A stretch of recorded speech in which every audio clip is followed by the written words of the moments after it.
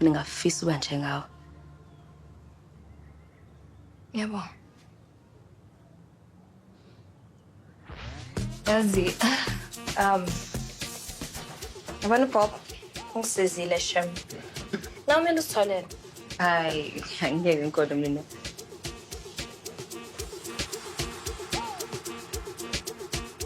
Yazi na, ungayithinti yami. Kazi mina nawe sizoba nenkinga. Angisani kushara. Ngizwile.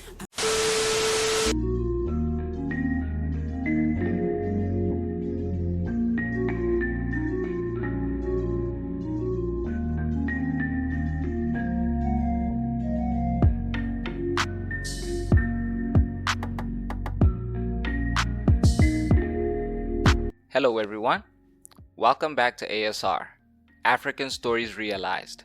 This is our weekly review of Youngins Season 1. Don't forget to like and subscribe. Let's get into it. Episode 4 picks up with the revelation that the man who tried to court Amo at the club is the principal of her high school. She tells the rest of the gang, but they don't want to get into any trouble for sneaking out and agree to keep it between themselves.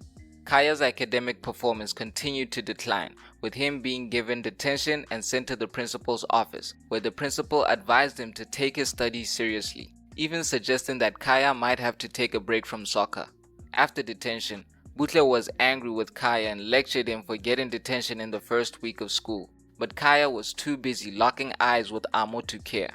The episode ends with the group meeting up again to discuss the principal, who unbeknown to them is lurking close by, watching them.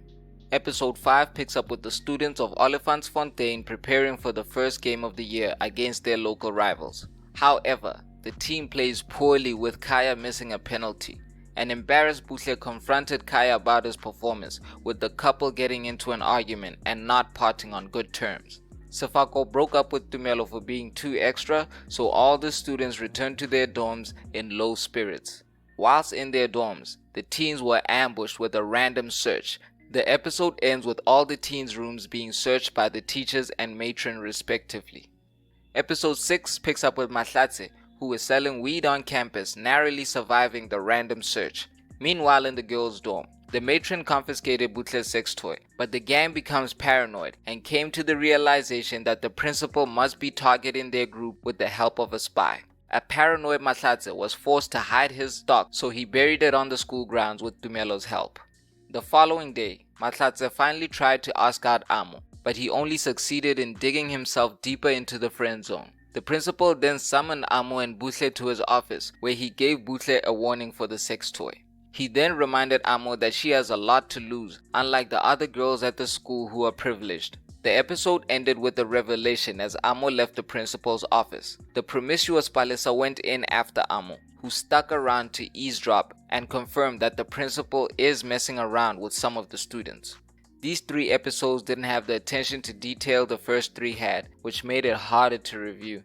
The story is there and the acting is good, but they didn't have enough to work with today. Some of the scenes were just filler and the dialogue left a lot to be desired. Some of the comedy was misplaced, and like I mentioned last week, if this show takes itself seriously, it has the potential to be really good. But some of the comedy is not landing, especially because we're dealing with a teen story. I've seen some backlash on social media about the show over-sexualizing teens, and I honestly don't know what Gen Zs are getting up to, but I was taken aback by some of the language the teen girls use.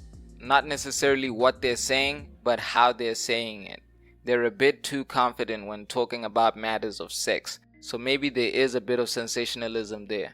I apologize for mixing up some names last week. I hope I didn't confuse anyone. There's still more to come from Youngins Season 1, and we'll be back next week with another review. Don't forget to like and subscribe. This is ASR, for the love of African filmmaking and storytelling.